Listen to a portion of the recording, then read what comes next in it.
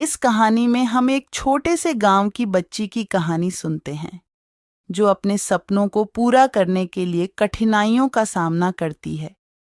एक छोटे से गांव में पूजा नाम की एक बच्ची रहती थी। वह बहुत ही संवेदनशील और सपनों की दुनिया में खोई रहती थी।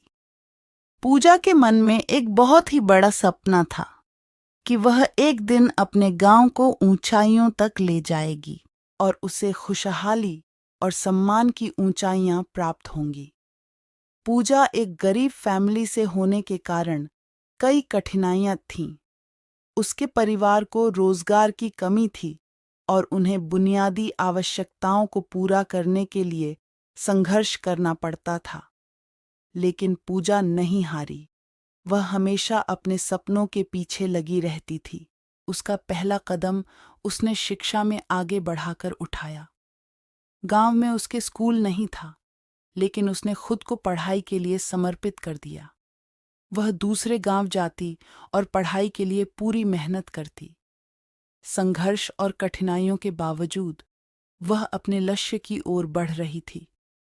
पूजा की दृढ़ता और मेहनत ने उसे सफलता की ओर ले गया।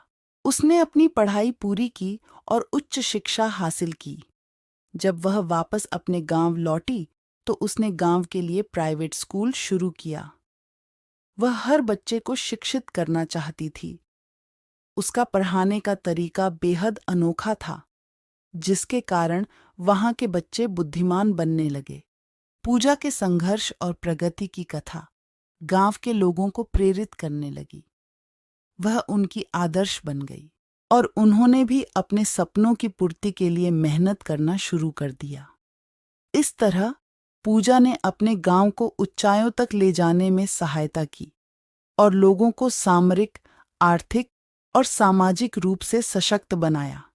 यह कहानी हमें सिखाती है कि हमें अपने सपनों के पीछे दृढ़ता से खड़े होना चाहिए। कठिनाइयों के बावजूद हमें अपनी मेहनत और समर्पण बनाए हैं और मेहनत करते हैं तो हम आपातकाल में भी सफलता की ओर बढ़ सकते हैं।